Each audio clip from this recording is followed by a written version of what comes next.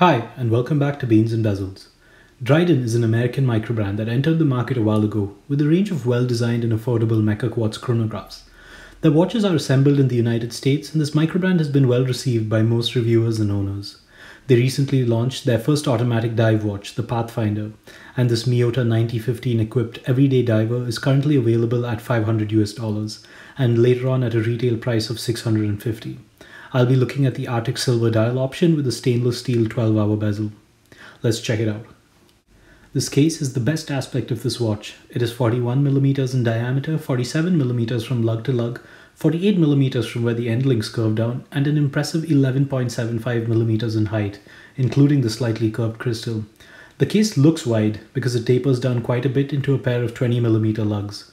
The case is almost entirely brushed with polished accents along the short lugs that curve down towards the wrist. Given the very slim mid-case section, not much curvature is needed for a very comfortable wrist experience. The lugs are drilled through. There is a 120 click unidirectional bezel that has solid and loud clicks. The grip is better than it looks and is easy to operate. I requested the GMT 12-hour bezel, but this is offered with a stainless steel or ceramic dive bezel too. I don't love the crown because it feels a bit small at 5.75mm in diameter. The crown also appears to be bead blasted and doesn't perfectly match the rest of the case. The grip is alright, but feels a bit slippery when you're getting those last few turns in, similar to the Fandag TFC that I recently reviewed. Flipping it over, you have a solid screw-down case back that is very flat and helps this case maintain a very sleek profile. This watch is rated for up to 200 meters of water resistance. Overall, I love this case design and it's very sleek. The mid-case section should give you an idea of how this wears, and I find it similarly styled to the Christopher Ward Dartmouth that I recently reviewed, which was incredible on the wrist. From a design perspective, I find this dial to be slightly unimpressive. Don't get me wrong, it isn't a bad design, but I haven't been able to connect with it and it just feels a bit generic, for the lack of a better word. There's a finely printed outer track and the quality of printing is very good. You then have brushed and applied indices that are generously filled with BGW9 Super Luminova. The indices are finished well and you don't see any dirt or scratches on them, which is hard to find in this price range. There's a frame date window at the 6 o'clock position with a brushed stainless steel frame that matches the indices. I love 6 o'clock date windows, so this is another win for me. The brand's name is printed under the 12 o'clock index and some text above the date window. Again, the quality of printing is excellent with no smudges, dust or dirt. The handset is well proportioned and brushed to match the indices. The quality of finishing on the hands is once again excellent. The hour and minute hands are also generously filled with lume. The seconds hand has a painted blue tip to match the subtle accent of color on the dial, and the tip is filled with lume. I think every individual aspect of this dial is just really well executed.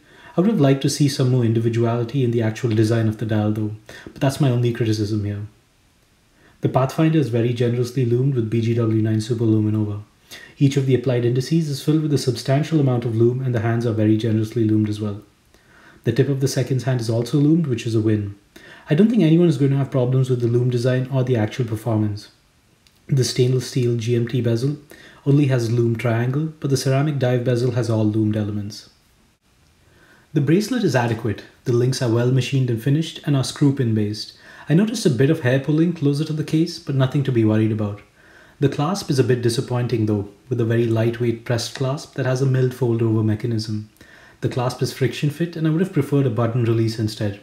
The fold over lock holds it in place even when the clasp is released, but the whole assembly could have been just slightly better. There are 4 micro adjustment holes, so getting a good fit isn't a problem. The end link fitment is brilliant though. The end links blend into the lugs perfectly, both in terms of design and construction.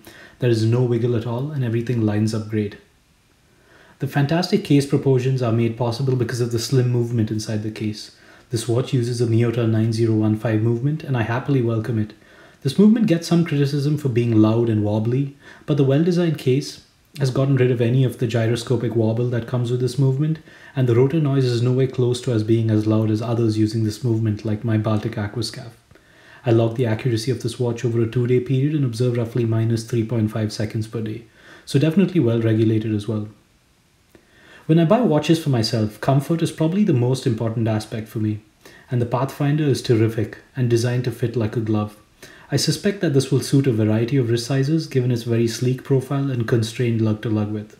The dimensions come together perfectly on my 6¼ inch wrist. The curved lugs and flat case back, together with a low profile case, allow it to sit low and wrap around my wrist very nicely. I think this will fit well on wrist sizes 6 inches and above, and the 41mm case diameter isn't something to worry about given the 47mm lug-to-lug width. This is a well-designed and well-constructed watch. I personally don't find the dial design and layout to be very engaging, but there is no doubt that the finishing and lume is excellent. They seem to have very good quality control as well, and the movement appears to be well regulated. As you can see, this watch checks a lot of boxes, but where this watch really shines is in the comfort department. This case has been thoughtfully designed with excellent dimensions. If you're looking for a companion watch to wear on your wrist all day, every day, this watch is one to look at. And for a watch that is designed to spend its entire life on your wrist, the somewhat lackluster dial design may be exactly what it needs. As always, thanks for watching and don't forget to read the full-length review in the link below.